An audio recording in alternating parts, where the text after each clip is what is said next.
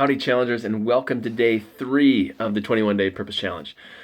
So we're in a very exciting, pivotal moment right now. So we've created this tool, this purpose statement that brings in your being, your talents, and your mission. You're starting to work with it and refine it to make it more meaningful. Starting to rewrite it each day. Today's no different. You're going to rewrite your purpose statement. And also, you've tapped into this imaginative capacity for purposeful creation. So it's super important what you just did yesterday and getting clear on, what would it be like to be fully alive with my purpose in every single hour, every moment of every day? How do I create a context for me to live my purpose? So now we're going to continue to seed your purpose awareness with the being and talents exercise today. But first, I'd like to share with you a story. So, my understanding of myself is kind of limited. I spend a lot of time in here, like, oh, who is Brandon? What is his purpose? But I hold myself in a particular way. Like, I think of myself as a writer, as a speaker, as a teacher, as a coach. As a marketer, as somebody who just likes to inspire people and to stand for other people's brilliance. And I'm sure you have the same thing. After you did your purpose statement exercise and your ideal day exercise, you start to think of yourself, oh, well, this is who I am, and this is what I want. So it's like this kind of self-referential, like you're asking yourself about yourself. And that's all fine and good. But what I found when I started to get feedback from other people, I saw new aspects of myself. So I discovered these new clues of my own purpose in other people speaking. They would say, "Oh, yeah, I hear that, Brandon, and here's what I see." So what occurred for me that just totally blew my mind. So an ex-girlfriend of mine, who's a great friend, she told me that I was a healer. I'm like, what? I'm not a healer. I mean, all this kind of new age stuff comes up for me, like, oh, I've got my own, practice here and candles, and you come into my healing space, and because I don't identify as that, I do my fair share of new age ceremony type stuff, but I don't. It's not part of my identity. I don't think of myself as a healer or somebody who heals himself or heals others. But she shared to me, she's like, your energy is very healing. Like you're grounded. It gives permission for people to be themselves and to own parts of themselves that they otherwise wouldn't. And so that's just by a natural expression of who you are, you create space for other people to heal and to see themselves, explore themselves. And so, oh wow, I can see that. That's kind of cool. And she's like, yeah, and your touch is very healing. I'm like, oh well, thank you. I appreciate that. And then this is what really dropped me in to the power of other people's reflection, was that she said that my vision for the world was healing, that I'm actually kind of caretaking and healing our planet. And that deeply resonates with me. Inspiring people to find their life's purpose, creating a species and a planet that is of greater integrity requires a lot of healing and is a stand for healing. So I got this new aspect of myself. Wow, I am a healer. I'm healing at the level of personal conversation.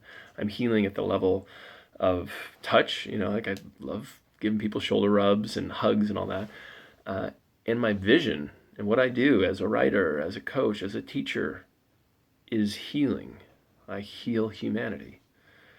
And so, it was just brought me into so much, like a deeper reverence for my own purpose and what it is that I do. All the blocking and tackling, all the stuff that feels like it's more entrepreneurial or more content production or intellectual, all that stuff, I now can think of myself more like a nurse or a doctor. Like, I'm sewing the seams so that humanity can heal itself through the power of purpose. So I want all of this for you, and that's what we're going to work on in today's exercise. But first, I'd like to share a quote with you from Aristotle, who is often called the philosopher. So in addition to being a doctor and a philosopher, he yeah, just a really profound thinker. And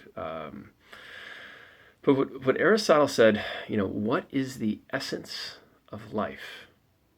To serve others and to do good. Now it sounds, like, oh wow, anybody could say that. That's not that profound. But the thing is, this is when we realize that your purpose, even the essence pieces, the being pieces that are there all the time, regardless of if you're by yourself or with others, but your purpose actually doesn't take form until it meets the world, until it goes out into the world. So it's one thing to be self-aware and self-mastered and have had like all these great purpose insights. Maybe you've done a vision quest or you're, uncovered all these new insights through the 21-day challenge. But the thing is, there's no such thing as a human. Meaning, we are always part of a greater whole. You didn't arise from a vacuum and you won't descend into a vacuum. You're here because of the legacy of 13.8 billion years of cosmic evolution, the legacy of the last 200 years of human evolution, and all your ancestors and everything that your parents did. Not all of it was perfect, as I'm sure you'll find, but you're here because they did all that. You're here because you had good schools, that somebody had the foresight to say, we need electricity, we need water, we need roads, we need schools, we need to have all these things that are going to create a more perfect you. So, and this is who you are. You are part of this long, long chain. And what science has found over the last 100 years is actually this is not just platitudes, not just like some kind of spiritual talk about, we're part of this lineage and, we stand on the shoulders of giants, all that kind of stuff. It's actual fact. So at the quantum level, at the level of economics, ecology, our history, kind of our shared story about, this human species and the whole cosmos, and the genetic imperative, where we get all our genes and from which our genes go on, all of it proves unity as the fundamental condition of the cosmos. It's one of the fundamental conditions of the cosmos. So we live our purpose in the world, and it's impossible to do it otherwise. We're the effect of other people's purposes, and our purpose is a cause for other people and the planet. So this is what today's exercise is about, and we'll go into more detail in the exercise video. But it's about getting you outside of yourself and getting feedback from other people on your life's purpose. You don't just stay in a hole and live your purpose and find your purpose. You actually have to find your purpose with other people. So other people have clues for your purpose, and you're going to discover it. Now, as we have discussed, resistance is always in the room, and specifically resistance around looking bad and the desire to look good. So just know that this is going to be there, that your desire to reach out to people to tell you about how you occur for them is going to hit a wall of resistance. And just name it, say, oh, I'm feeling resistant, and I'm still going to act. So that's what you're going to explore today is how you reach out to folks to get feedback on who you are.